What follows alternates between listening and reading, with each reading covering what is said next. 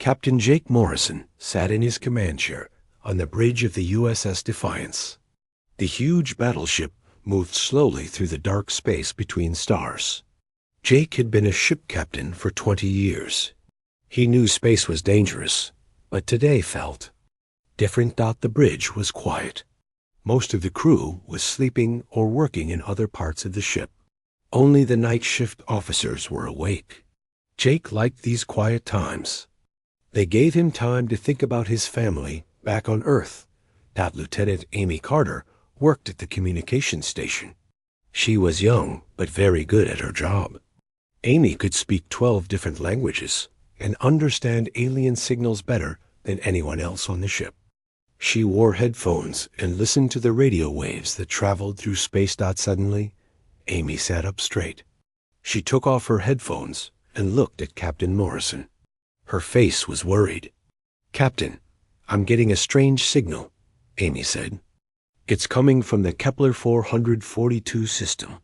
The signal is weak, but it sounds like a distress call."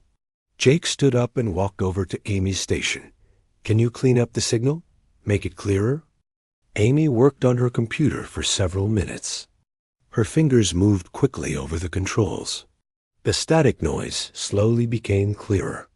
Soon they could hear an alien voice speaking in a language that sounded like musical notes. "It's the Zephyrians," Amy said. "They're calling for help. Someone is attacking their planet." Jake knew about the Zephyrians. They were peaceful aliens who lived on 3 planets in the Kepler 442 system. The Zephyrians were scientists and artists. They had helped humans learn about medicine and how to cure diseases. Many humans were alive today because of Zephyrian knowledge. "What exactly are they saying?" Jake asked. Amy listened carefully and typed on her computer. The ship's translation system worked to change the alien words into English. After a few minutes, Amy had the message ready. "Captain, the Zephyrians say their worlds are under attack. Ships from something called the Vorthan Empire are bombing their planets. The Zephyrians are asking anyone who can hear them to send help." Jake felt his stomach tighten. The Vorthan Empire was not known to humans. This was the first time anyone had heard that name. But if they were attacking peaceful worlds, they were dangerous. Commander Lisa Brooks walked onto the bridge. She was the ship's tactical officer, which meant she was in charge of weapons and fighting. Lisa was tough and smart. She had been Jake's friend for many years. "Captain, what's the situation?" Lisa asked. Jake explained about the distress signal. Lisa listened carefully, then looked at the star map on the main screen. "The Kepler 442 system is 2 days away from us," Lisa said. "But Captain, we're supposed to patrol this area. Earth Command didn't give us orders to go there." Jake knew Lisa was right. The USS Defiance was alone in this part of space. Their job was to watch for trouble near the outer colonies. If they left their patrol area, other human worlds might be in danger. But Jake also knew that the Zephyrians were good people. They had never hurt anyone. If the Vorthan Empire was attacking them, someone had to help. "Amy, can you get more information about this attack?" Jake asked. Amy worked on her equipment again. She found more signals coming from the Kepler 442 system. As she listened, her face became more worried. "Captain, it's bad. The Zephyrians are saying that 2 of their planets have already been captured. The enemy has hundreds of ships. The Zephyrians are trying to defend their main world, but they're losing." Jake walked to the front of the bridge and looked out at the stars. He thought about his duty to Earth Command and his duty to help innocent people.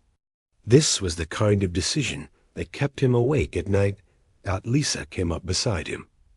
"Jake, I know what you're thinking, but we're just one ship. If this Vorthan Empire has hundreds of ships, we can't fight them all." "Maybe we can't win," Jake sighed, "but maybe we can help the Zephyrians escape. Maybe we can slow down the attack long enough for them to get away."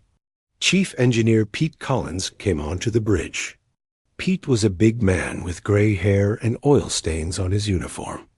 He had been fixing starship engines for 30 years. "Captain, I heard about the distress call," Pete said. "If we're going to help, we need to move fast. I can push the engines harder than normal, but it will be dangerous." Dr. Helen Garcia also came to the bridge. She was the ship's doctor, a small woman with kind eyes and steady hands. Helen had saved many lives during her years in space. "Captain, if we're going into a fight, I need to prepare the medical bay," Helen said. "We might have wounded people to take care of." Jake looked at his officers. These people trusted him to make the right choice. The crew of the USS Defiance had 800 men and women. Their lives were in his hands. Jake made his decision. "Amy, send a message to Earth Command. Tell them we received a distress call and we're going to help.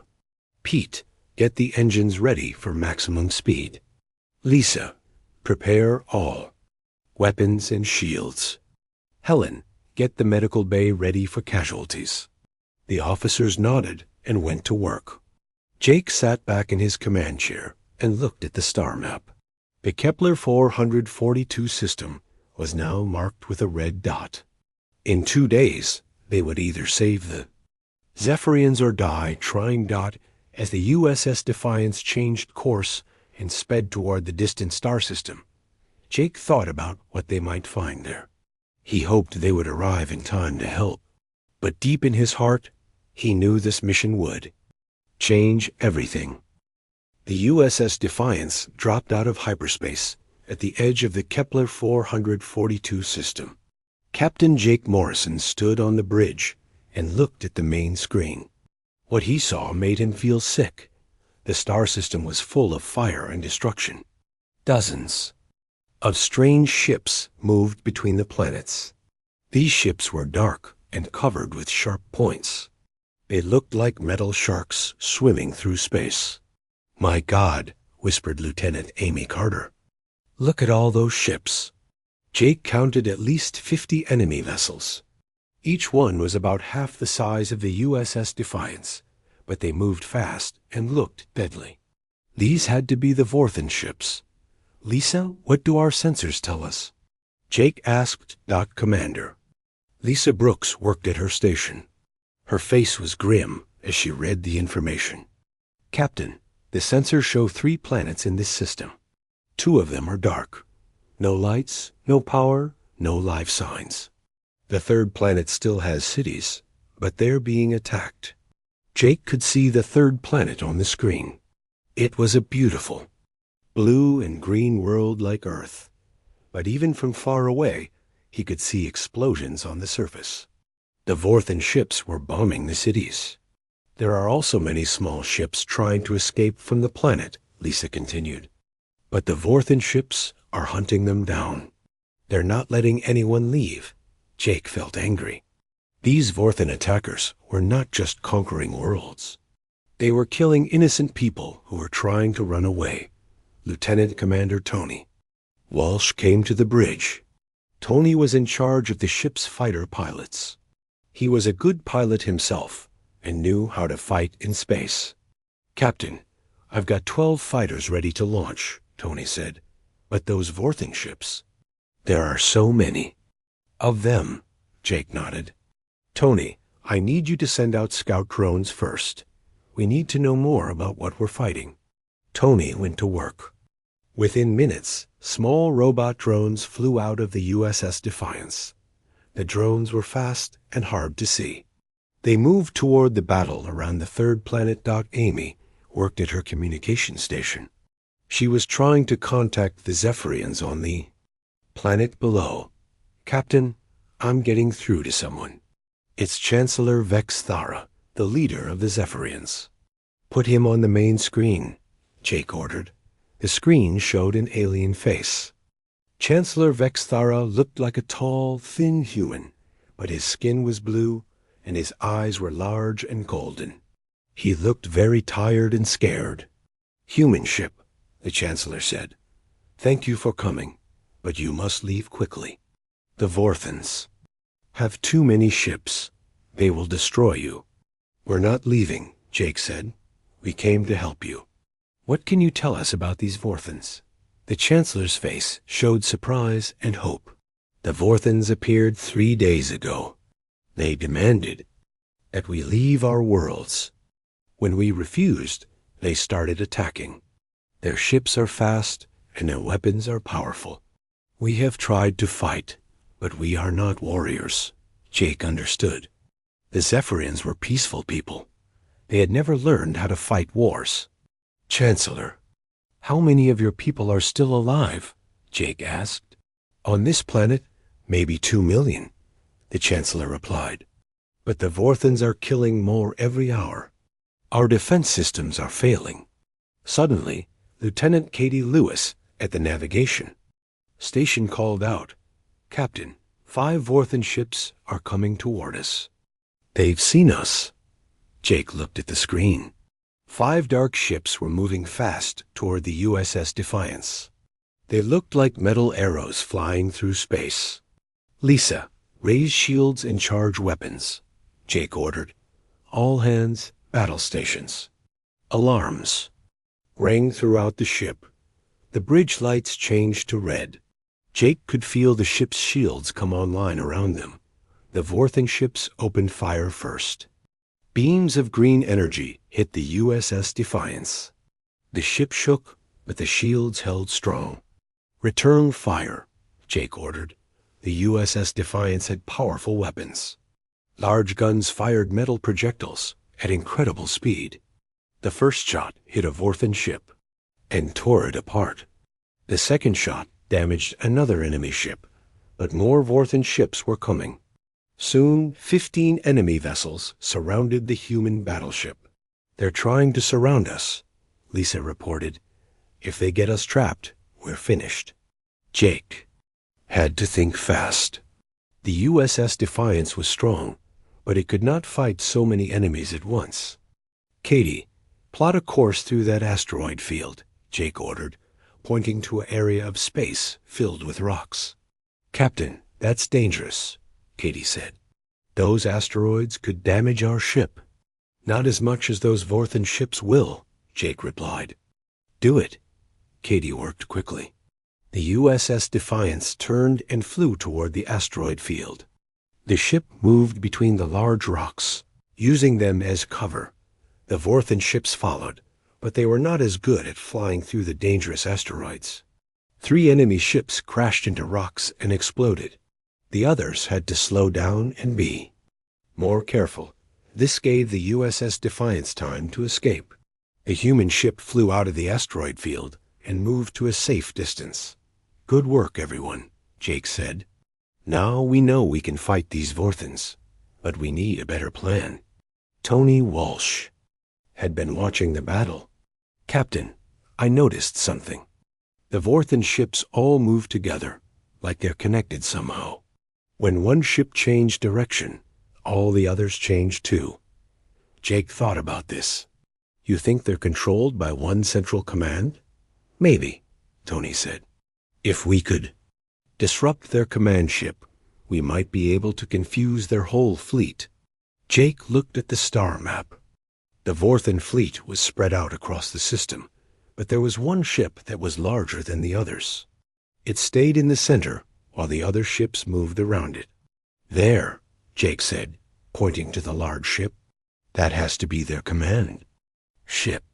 Dr. Helen Garcia came to the bridge. Captain, I've been studying the scanner data from the Vorthon ships. Their technology is different from ours, but I think I understand how it works. What did you find? Jake asked. Their ships use energy-based weapons and shields, Helen explained. But our metal projectiles seem to go right through their shields. They're not designed to stop solid objects. Jake smiled. This was good news. The humans had an advantage. Lisa, prepare all kinetic weapons, Jake ordered. We're going to hit them where it hurts. But as Jake looked at the battle raging around the Zephyrian planet, he knew they needed more than just better weapons. They needed a plan that would save the innocent people below and stop the Vorthon invasion. the USS Defiance, moved through space, preparing for the fight of their lives. Jake hoped they would be clever enough and brave enough to win. Captain Jake Morrison stood in the war room of the USS Defiance. Maps and charts covered the walls.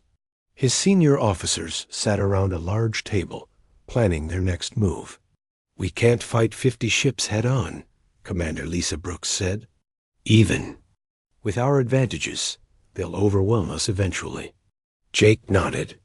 Lisa was right. The Vorthan fleet was too big for one human ship to defeat in regular combat. But humans had never been regular fighters. "Then we don't fight regular combat," Jake said. "We fight like humans." Chief Engineer Pete Collins scratched his gray beard. "What do you mean, Captain?" Jake walked to the star map on the wall. "Look at how the Vorthans fight. They move in formations. They attack in straight lines. They follow rules. But humans don't follow rules in war." Lieutenant Commander Tony Walsh leaned forward. "You want us to fight dirty." "I want us to fight smart," Jake replied. "The Vorthans expect us to meet them ship to ship. Instead, we're going to hit them where they don't expect it." Jake turned to Pete Collins. "Pete, how many shuttlecraft do we have?" 12 shuttles, Captain, but they're not made for fighting." Jake smiled. "They are now. I want you to modify them. Add weapons, better engines, stronger shields. Turn them into fighters." Pete's eyes lit up. "I can do that. Give me 6 hours." "You have 4 hours," Jake said. "Tony, I need your pilots ready to fly those modified shuttles. They won't be pretty, but they'll be fast and hard to hit." Tony nodded. "My pilots can fly anything, Captain." Jake looked at Dr. Helen Garcia. "Helen, what else did you learn about?" "Vorthan technology?" Helen opened her tablet computer. "Their ships are controlled by artificial intelligence. All their ships connect to a central computer network. If we can damage that network, their ships won't be able to work together." "How do we damage their network?" Lisa asked. Helen looked worried. "We would need to get close to their command ship." Very close, maybe even board it. The room was quiet. Everyone knew how dangerous a boarding mission would be. Lieutenant Colonel Sandra Price spoke up. Sandra was in charge of the ship's Marines. She was a tough woman who had fought in many battles. "Captain, my Marines can handle a boarding mission," Sandra said. "But we'll need a way to get onto their ship without being detected." Jake thought about this problem. Then he had an idea. "The Zephyrians," Jake said. "They've been studying the Vorthan ships for 3 days. They might know how to sneak onto one." Lieutenant Amy Carter worked at her communication station. "Captain, I'm contacting Chancellor Vex Thera now." Within minutes, the Zephyrian leader appeared on the screen. He looked more tired than before, but his golden eyes showed hope when he saw the humans. "Captain Morrison, are you still here?" "We thought you had left." "We're not leaving," Jake said. "We're going to stop the Vorthans, but we need your help." The Chancellor looked surprised. "Our help? But we don't know how to fight." "You don't need to fight," Jake explained. "You need to teach us about Vorthan ships. How they work, how they're built, how we can get inside one." The Chancellor thought for a moment. "We have been studying the wreckage of our destroyed ships. The Vorthans use similar technology. I think we can help you." Over the next 2 hours, the Zephyrians shared everything they knew about Vorthan ships. The aliens were excellent scientists, and they had learned a lot by studying the enemy. Meanwhile, Pete Collins and his engineers worked to modify the human shuttles. They added small weapons and better engines.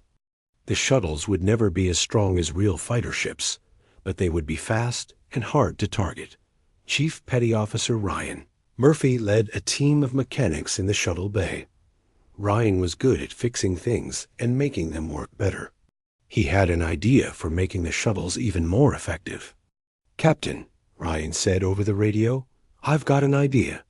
What if we make the shuttles look like Vorthan ships?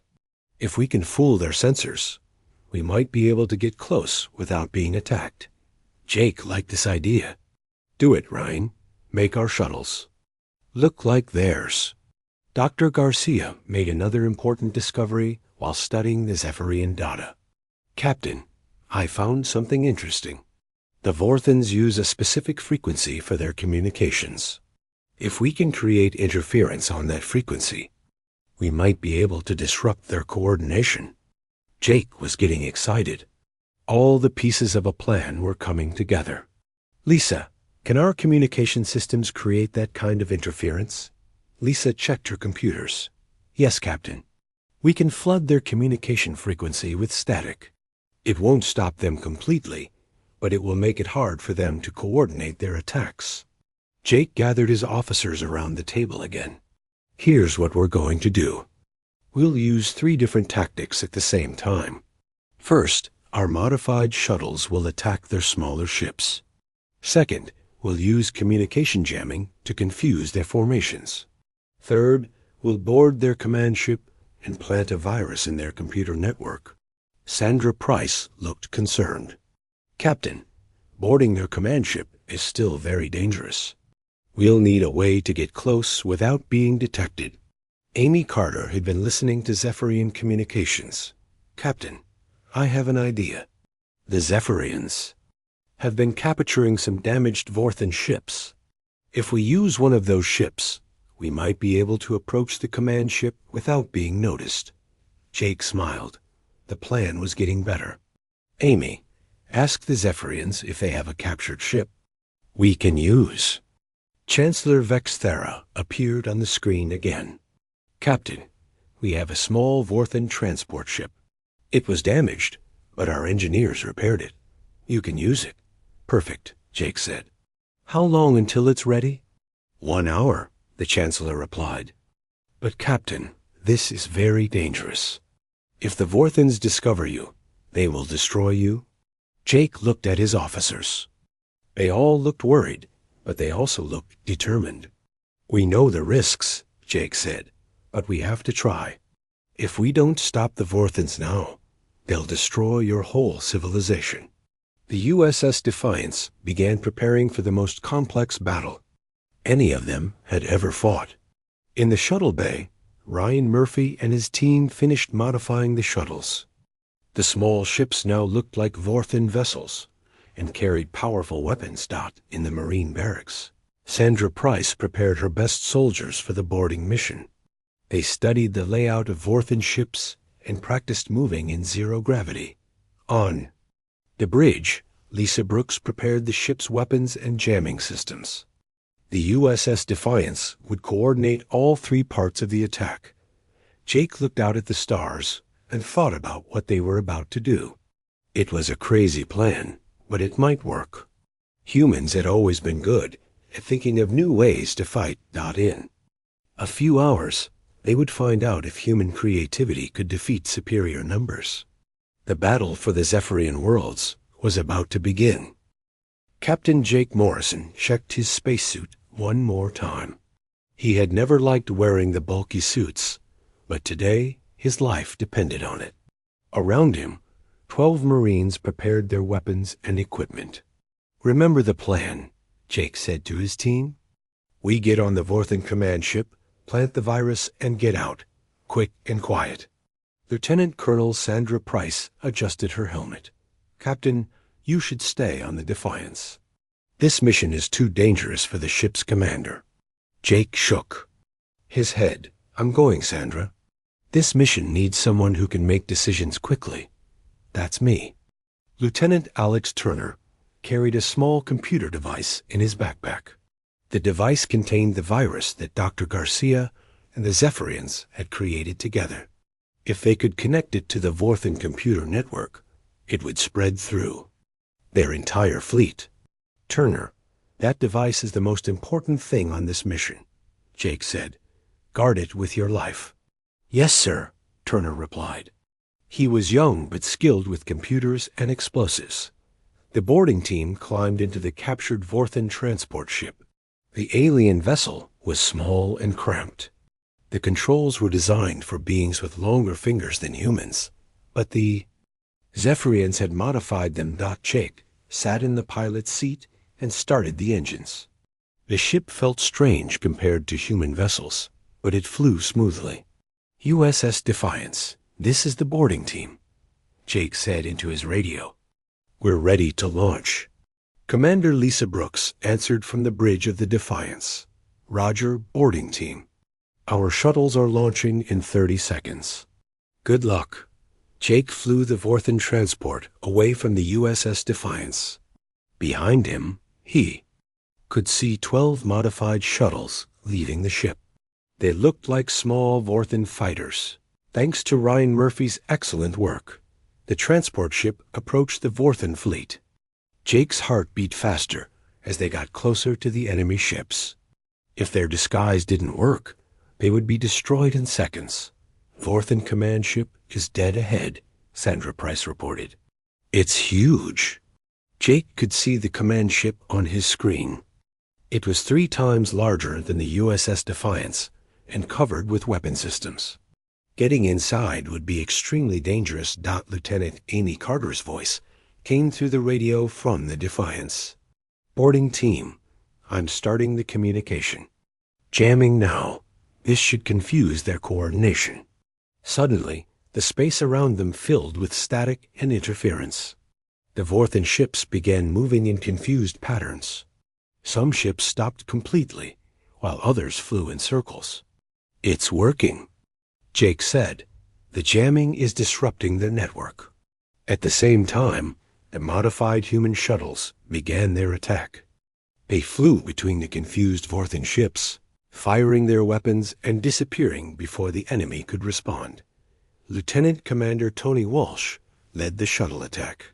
This is like fighting blind mice, he said over the radio. They can't coordinate their defenses. The Vorthan command ship was so large that it had its own docking bay. Jake flew the transport ship toward the bay, hoping their disguise would hold. Transport ship, identify yourself, came a voice in the Vorthan language. Jake held his breath. Amy Carter had programmed their computer to respond automatically in Vorthan. This is Transport 77 Alpha, returning from patrol. There was a pause. Then the voice said, proceed to docking bay 4. Jake flew into the massive ship. The docking bay was enormous, with dozens of Vorthan ships parked inside. The transport ship landed next to a group of similar vessels. We're inside, Jake whispered into his radio. Beginning infiltration. The boarding team left their ship and moved carefully through the Vorthan vessel. The corridors were dark and filled with strange alien technology. The walls were covered with symbols that looked like mathematical equations. Sergeant First Class Ben Clark led the way. He was an expert in moving quietly and avoiding detection. Ben had fought in many battles and knew how to stay alive in enemy territory. This place is like a maze, Ben whispered. But I think the computer center is this way. They moved through the ship for 20 minutes, avoiding Vorthan crew members. The aliens were tall and thin, with gray skin and large black eyes. They wore uniforms that looked like armor. Finally, they reached the computer center. It was a huge room filled with glowing screens and complex machinery. The Vorthan computer network was more advanced than anything humans had ever seen. Turner, can you connect the virus to their system? Jake asked. Alex Turner studied the alien computers. I think so, Captain. But it will take a few minutes. While Turner worked, the rest of the team guarded the entrances to the computer center. Jake listened to the radio reports from the battle outside. Captain, this is Lisa Brooks. The shuttle attack is working well, but more Vorthan ships are arriving. We need to finish this quickly. Jake felt sweat running down his face inside his helmet. They were running out of time. How much longer, Turner? Jake asked. Almost done, Captain. The virus is uploading to their network now. Suddenly, alarms began ringing throughout the Vorthan ship. Red lights flashed in the corridors. "They've discovered us," Sandra Price said. "We need to move now." But as they tried to leave the computer center, Vorthan soldiers appeared in the corridors. The aliens carried strange weapons that fired bolts of energy. "Take cover!" Jake shouted. A firefight began in the narrow corridors of the alien ship. The human weapons were more powerful than the Vorthan energy weapons, but the aliens had more soldiers. Ben Clark found himself surrounded by enemy soldiers. He made a brave decision. "Captain, I hold them off. You get the virus uploaded and get out of here." "Ben, no," Jake said. "We'll find another way." But Ben had already made his choice. He moved to block the corridor, using his body to protect the rest of the team. His weapon fired rapidly, keeping the Vorthan soldiers back. "Go now," Ben shouted. "Complete the mission." Turner finished uploading the virus just as Ben fell to enemy fire. The young soldier had sacrificed himself to save the mission. "The virus is in their system," Turner reported. "It should spread through their network in a few minutes." Jake felt angry and sad about Ben's death, but they had to keep moving. Everyone back to the transport ship. Move, move, move. The boarding. Team fought their way back through the Vorthan ship. More enemy soldiers appeared, but the humans were better trained and fought harder. They reached their transport ship just as the virus began affecting the Vorthan network. Computer screens throughout the ship started showing error messages. The lights flickered, and some systems shut down. Jake started the transport ship's engines. "USS Defiance, this is the boarding team. The virus is uploaded and spreading. We're coming home." But as they tried to leave the docking bay, Vorthan fighters moved to block their escape. The enemy had realized what was happening. "Lisa, we're trapped in their docking bay," Jake said. "We need help." Lisa's voice came through the radio. "Hold on, Captain. We're coming for you." The USS Defiance appeared outside the Vorthan command ship. The human battleship fired its powerful weapons at the command ship's hull, creating a hole near the docking bay. "There's your exit," Lisa said, "but you'll have to fly through vacuum." Jake pushed the transport ship's engines to maximum power. The small ship flew through the hole in the command ship's hull and escaped into space. Behind them, the Vorthan command ship was in chaos. The virus had spread through their network, causing systems to fail throughout the ship. The careful coordination of the Vorthan fleet was breaking down. "The virus is working," Turner reported. "Their ships are losing communication with each other." Jake felt relieved, but also sad. Ben Clark would never see the victory he had died to achieve.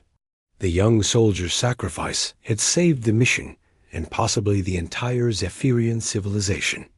The boarding team returned to the USS Defiance as the virus continued spreading through the Vorthan fleet. The real battle was just beginning. The virus spread through the Vorthan fleet like wildfire. Captain Jake Morrison watched from the bridge of the USS Defiance as enemy ships began spinning out of control. Some ships stopped moving completely. Others flew in random directions, no longer able to coordinate with their fleet. "The virus is working better than we hoped," Dr. Helen Garcia reported. "Their entire network is failing." But Jake knew the battle was not over.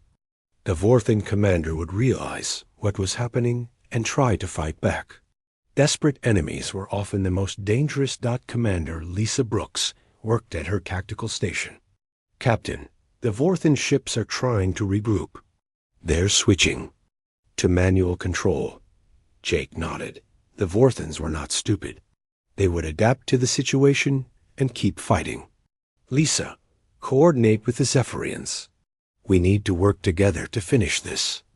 Lieutenant Amy Carter opened communication channels with the Zephyrian fleet. The alien ships were small and not very strong, but there were many of them. Together, humans and Zephyrians could defeat the confused Vorthan fleet. Chancellor Vex Thara appeared on the main screen. The Zephyrian leader looked amazed at what the humans had accomplished. Captain Morrison, your plan worked. The Vorthan ships are no longer coordinated. Our defense fleet is moving to attack them. Jake watched as Zephyrian ships emerged from Mar. Behind the planet. They had been hiding, waiting for the right moment to strike. Now they flew toward the disabled Vorthan vessels. Lieutenant Commander Tony Walsh led the human shuttle attack. Captain, the Vorthans are trying to retreat. Some ships are running toward the edge of the system. Jake had to make a quick decision. Should they let the Vorthans escape or try to destroy them all? Tony, let them go. We've won the battle. No need to kill more people. But the Vorthan commander had other plans. The largest enemy ship, badly damaged by the virus, suddenly turned toward the planet below. It was moving fast, directly toward the largest Zephyrian city. My God, Lisa gasped. They're going to crash into the planet. They'll kill millions of people. Jake realized the Vorthan commander was making a suicide attack. If they couldn't conquer the world, they would destroy it. All ships, stop that command ship, Jake ordered. Don't let it reach the planet. The USS Defiance fired every weapon it had at the falling Vorthan ship. The Zephyrian vessels also attacked, but the enemy ship was heavily armored. It kept falling toward the planet. We can't stop it, Lisa said. It's too close to the planet. Jake had one last idea. Amy, open a channel to the Vorthan command ship. I want to talk to their commander. The screen showed the bridge of the falling Vorthan ship. The alien commander was tall and gray, with scars on his face. He looked angry and desperate. Human captain, the Vorthan commander said, you have defeated us, but we will not let you have this world. Wait, Jake said. Why are you doing this? Why did you attack the Zephyrians? The Vorthan commander paused. He looked surprised by the question. You don't know? The commander asked. Our home worlds are dying.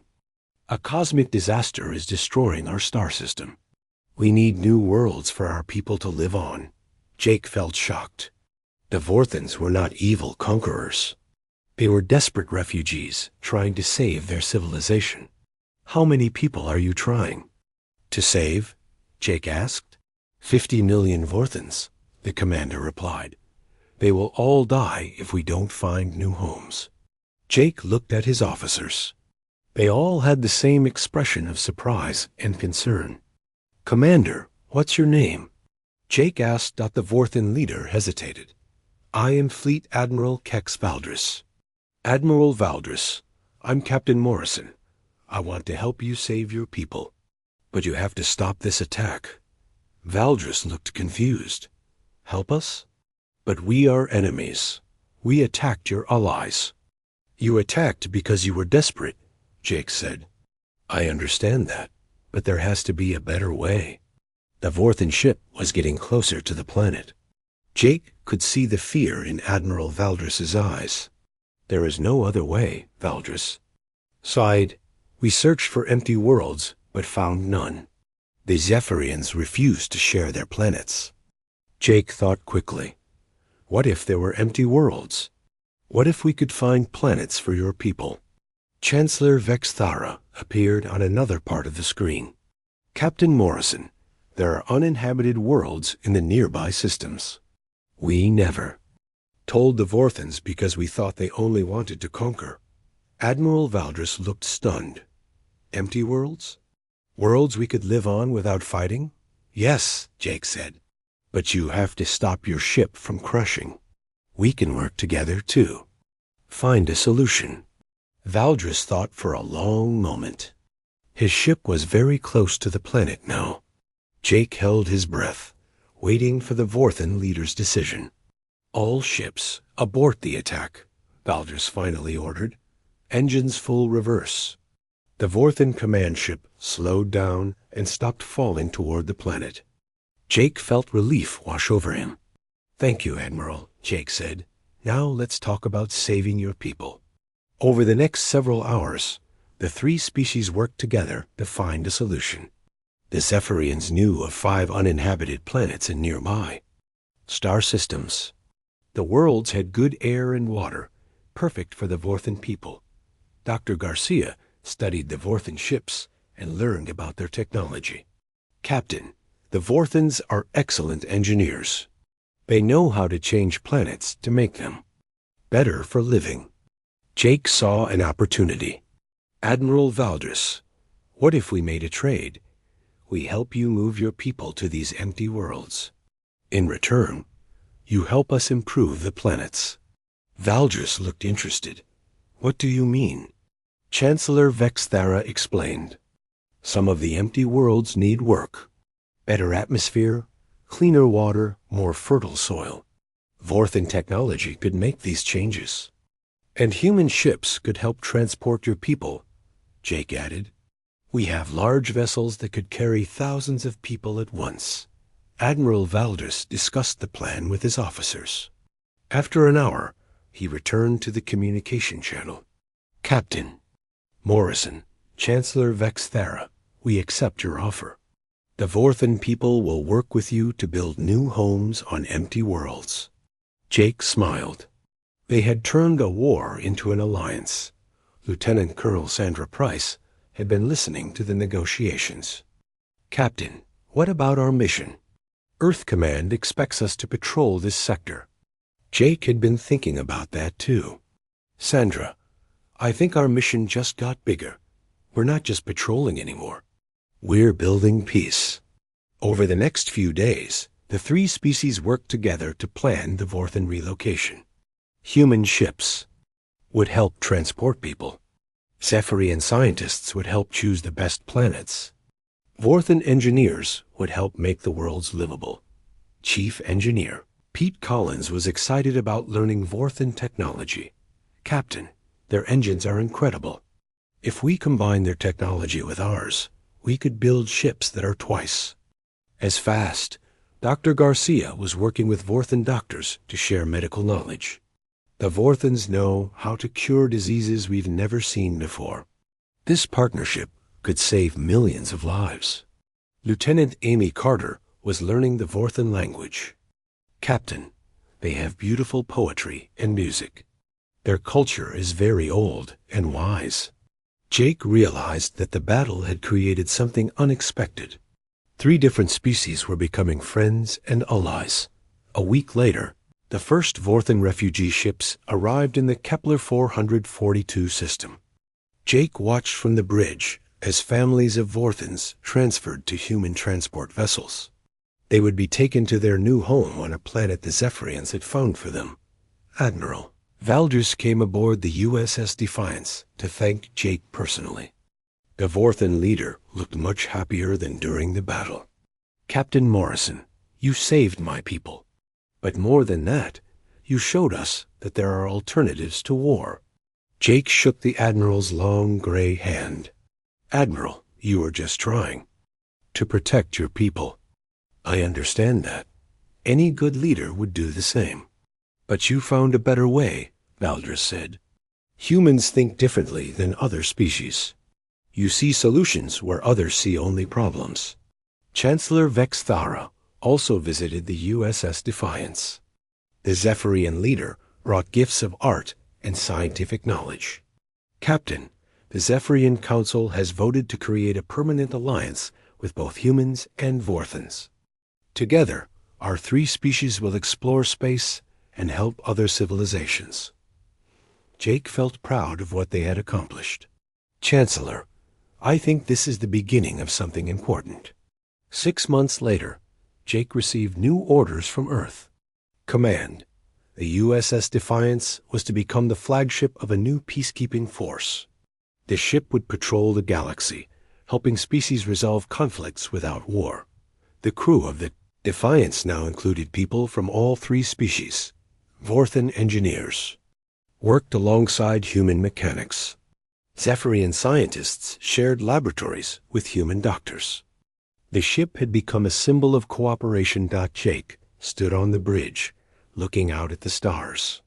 Lieutenant Amy Carter was at her communication station. now fluent in 15 alien languages. Commander Lisa Brooks worked with a Vorthan tactical officer to improve the ship's weapons. "Captain," Amy reported, "we're receiving a distress signal from the Rigel system. A species called the Andromedans is asking for help." Jake smiled. "Set course for the Rigel system. Let's go see how we can help." The USS Defiance turned toward the stars and jumped into hyperspace.